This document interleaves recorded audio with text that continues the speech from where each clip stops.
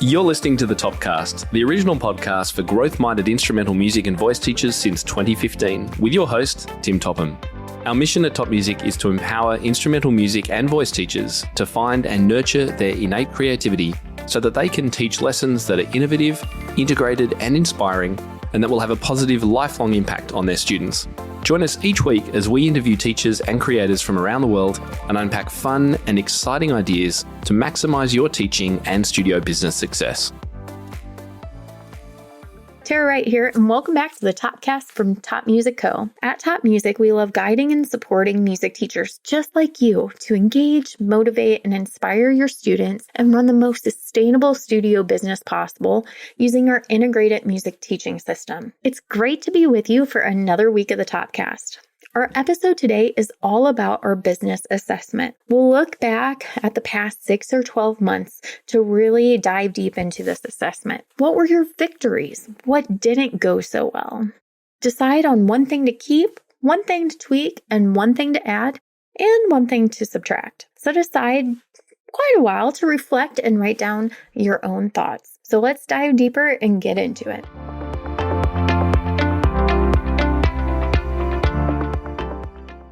Now we're going to start looking at the business assessment. Just a reminder, just a tip, you can begin this business assessment at any time of the year. It doesn't have to be January. Now personally, I use this assessment twice a year, once in December or January and once in June or July. Now it depends on when I do that, depending on what's happening in my schedule. So sometimes in December or January, I may be prepping for a big launch. Or in June or July, I may be going on vacation, or maybe I have a recital at the end of June. It just depends on what's going on. But I definitely carve out time during these times of the year to do a big assessment so I can set myself up for success for the next several months. Now, you can determine the amount of time you would like to look at for this assessment. I recommend doing 6 or 12 months. Now, in another module, I'll show you how to do quarterly planning and a quarterly assessment. Following the completion of this assessment, I typically do quarterly, monthly, and weekly check-ins, which you'll find in another module. But feel free to use what works best for you. Now, in general, how do you feel about the last 6 or 12 months? Do you feel excited, or do you just feel defeated? Write all of that down and be honest with yourself. And how are you? How are you really doing? How do you feel right now? It's really important to know that when moving forward, because when we're teaching, how we feel is presented in our lessons a lot of the time. So if you are overwhelmed, it's going to show. If you're excited, it's going to show. If you're excited, what are you excited about? If you're overwhelmed, why are you overwhelmed? Is it something happening in your lessons, or is it something happening in your business?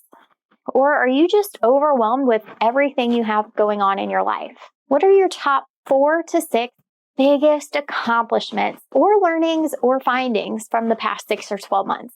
What were the biggest things that you learned from this past year? The good and the bad. If you feel like you didn't meet any of your goals, like you didn't do anything, look for other accomplishments. Something is in there. You learned things. You've done things. What were your favorite parts of your year? Maybe it was spending time with your family and having the ability to spend time with your family. Not everyone has that opportunity. What were your biggest accomplishments? Now, I want you to examine the previous 6 months to a year. Did you accomplish your goals? Did you set goals in the first place? And how far did you get? Are you in the same spot you were a year ago? Or did you move that needle forward? What worked for you? What didn't work for you? Did the processes that you had work for you? Did it not work for you at all? And that's why you're here, so you can figure out what to do differently. What was going well and just what didn't go well? Now, we're going to do a financial check-in. So, did you meet your financial goals? Did you have financial goals in the first place? Now, what about your expenses? Did you go over your expenses, or were you right on point? Now, here's one of my favorite things to do, and I call it the one thing too. What's the one thing I really want to keep moving forward? What's the one thing I want to tweak? Something that maybe it's almost working, but I just need to change it a little bit. And what do I want to add? So this next year, what's something that you're looking to adding into what you do? And then what's something that you want to subtract from your life? What's just not working and you just want to get rid of it? So what's the one thing that you want to keep? What's the one thing that you want to tweak? And what's the one thing you want to add? And what do you want to subtract? Now, if I'm being honest, I think about these 4 things all the time. I do this on a monthly basis and I do this on a quarterly basis. Sometimes I'll even do this on a weekly basis. Just depends on the season of life that I'm in. So what is it for you? You can use this for different aspects of your life. So think about your lessons. What's the one thing you want to keep up in lessons? Maybe you sit down right away and work on a circle of fifths challenge when your students come in. My kids love doing that. So that's something that I want to keep up. They get to color things in and they absolutely love it. We're definitely going to keep doing that. Something I want to tweak is adding in more games to my lessons because sometimes I forget to do that. And I know, I create my own games, but sometimes I forget to do them on the daily. We're just rolling along and then all of a sudden it's the end of the lesson and I don't always remember to do it. So I definitely want to add that back in. Something I want to tweak about my lessons is how I do the timing of my lessons. Something I want to add group classes this next year. Now I've done it in the past, pre-COVID, but once COVID kind of happened, I got really burnt out of doing all of the things I was doing. So I kind of got rid of my group teaching for a while. But I definitely want to add those in coming up in this next year. You can also use that for your studio. Look at your policies. What's something that you want to tweak? What's something you want to keep up? Do you want to add something to your policies? And do you want to subtract something from your policies? So these are 4 questions I ask myself all the time with everything I'm doing. It's a really wonderful check-in. What are the top 3 lessons you learned over the past 6 months or a year? What didn't go as planned and why didn't it go as planned? The thing you want to look at is why did it not go as planned? And can you change that or do you just need to get rid of it? I know it's sometimes hard, but we're kind of just asking ourselves the same questions that we sometimes ask our students, aren't we?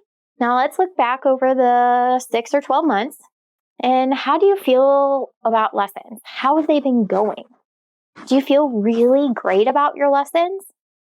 Are they progressing at the rate you thought they should progress at? Or are you looking at your lessons going, could have gone a little bit better. I could have done things better. I could have done that better. We're just going through our days and we're not really thinking about how things are actually going. So I want you to list your top 6 favorite things from lessons this year. Maybe you added on the songwriting course that Simon created for Top Music. I can tell you my students love doing the songwriting. Maybe you tried Tim's 4-chord composing series. Here's the hard part. I want you to list 3 to 5 things that didn't go as planned. Or maybe you wish went better. Did you try something new and it just didn't work for you? Did you plan a recital and the students just weren't prepared for that? Put it there in your list. How do you feel about the progress your students have been making? Have they been making really great progress or are they not meeting your expectations? That's really something to think about. Are your students happy with their progress? Are their parents happy with their progress? And when it comes down to it, are you happy with their progress? With that, what's going well and what's going not so well? Maybe your students are too overwhelmed to make progress because maybe they're in 20 different sports. Maybe they're doing all these after-school activities and maybe they're just really overwhelmed because they have so much going on. Maybe if you dive a little bit deeper, you may think parents could really help out with lessons at home. But maybe you look at the parent schedule. Parents are probably pretty overwhelmed as well. What can we do to help the parents get involved that won't make it so overwhelming for them? Can we send them a game home and have them play a game? Can we send them a digital game and ask them to check in with their student and play the game with their child? Can we ask them to play something with their child? I've had my students teach their parents how to play some of their songs, and the parents are super stoked about it, and the kids, they're really happy about it. And it gets a lot of involvement and more progress. I even have some participating at recitals, which is always fun. So what's going well and what's going not so well with the progress with your students? What do you need to keep doing or keep up to get the progress going? Or what can you do to help students progress more? So I just went through a couple of things for you. Now, if you have made any major changes when it comes to teaching lessons this year, maybe did you switch method books? Did you start teaching in groups or buddy lessons? Did you add on new technology in your studio, or did you start teaching a new course? If so, how did that go? What could have gone better when it comes to teaching? Could you have been peppier with your students? Or could you have done better with technique? Could you have done better with pacing your lessons? I know I could have. What could have gone better? But what worked really well for you? Make sure to look at the good and the bad when you're doing this assessment. What's something that you want to keep up, something you want to tweak or never do again? Let's think about it overall. How are your students doing? Are most of your students doing really well, or are most of your students struggling a little bit? How are your students really doing? Do you find that multiple students get stuck on a particular topic or piece or a level? If so, list those below. I know there's a few places in our method series that I use that my students get stuck. So what can I do to help my students in that particular situation? What resources do I need to help these students? Or maybe I just need a game, or maybe I need extra music, maybe a different example. What is it that you need to help students in those situations?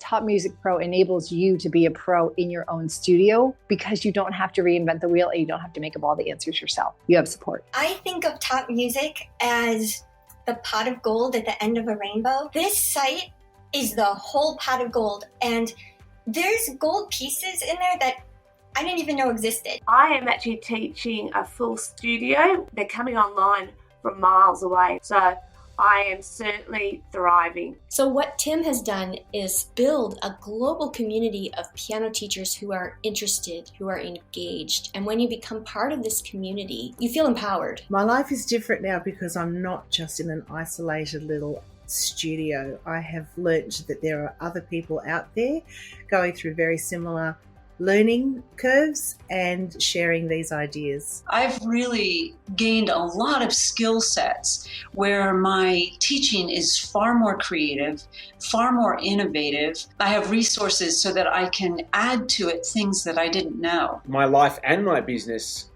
are different now because I have the three things that I really wanted: less stress, more money, and more time. It's going to be fun. Like, I got excited about being a piano teacher. It's revolutionized everything that I do. I think I've become a more thoughtful teacher, a more organized teacher. The quality of my teaching has deepened. I feel like I can do this. I feel a sense of hope. I love the creativity it fosters and the openness to thinking outside the box, and it's energizing. Joining Top Music really solidified that. Like, no, this is your career, and you can make a career out of this. That has really helped me be proud of what I do. It's made such a tremendous impact on the way I think about teaching. It keeps your mind open when you have so many ideas. My best win from being on Top Music Pro is just having a lot more peace of mind as a teacher and as a business owner. It just gives me that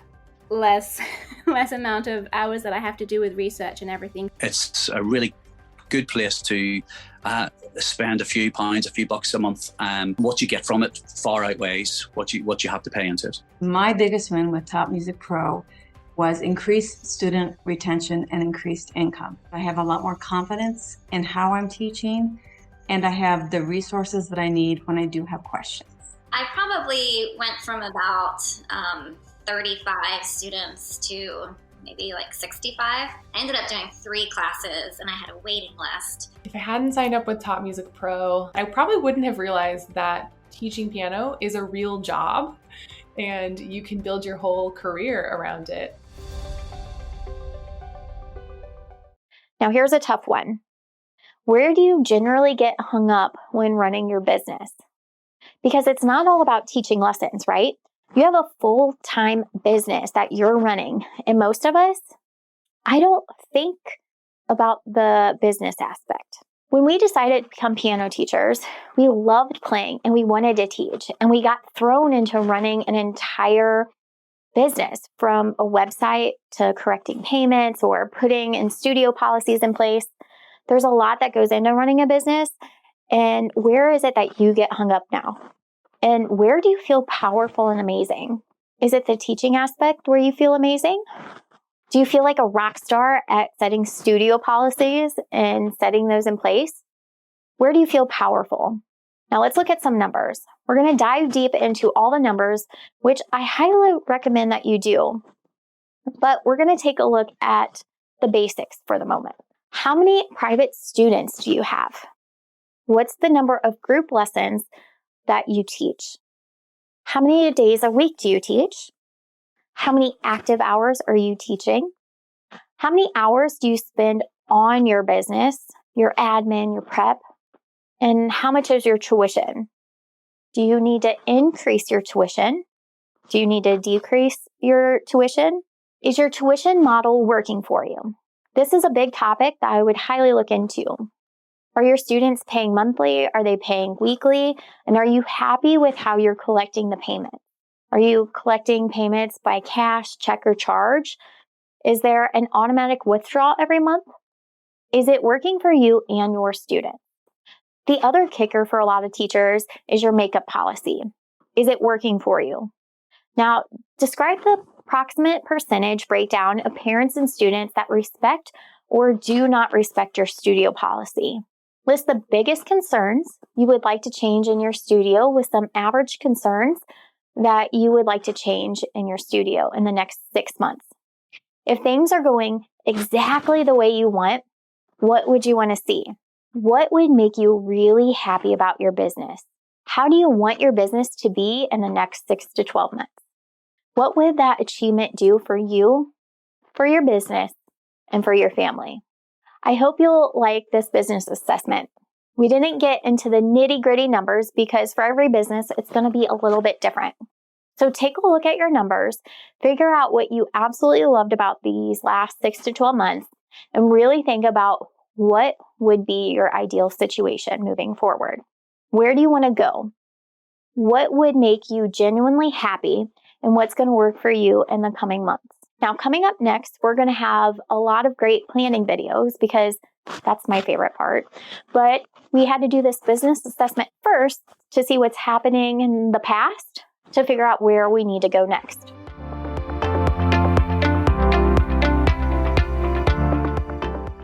That's the end of the show this week. Next week on the podcast, we'll talk about one of my favorite things to do, which is mind mapping. I'm Tara Wright, and you've been listening to the Topcast. Speak to you next time.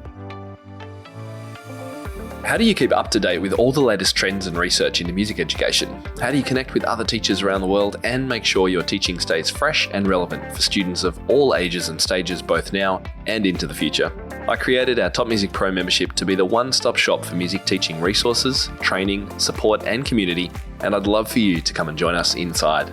With over 40 comprehensive training courses, hundreds of teaching demonstrations and lesson plans, free monthly sheet music, discounts, and all the business and pedagogy support you could ever need, Top Music Pro is the community you've been looking for. If you're ready to level up your learning from the podcast and join thousands of other teachers in our global network, head over to topmusicpro.com today. If you enjoy this show and want to hear more of our work, be sure to subscribe to this podcast wherever you're listening today. For links and resources mentioned in this episode, visit us at topmusic.co/podcast or check out the show notes.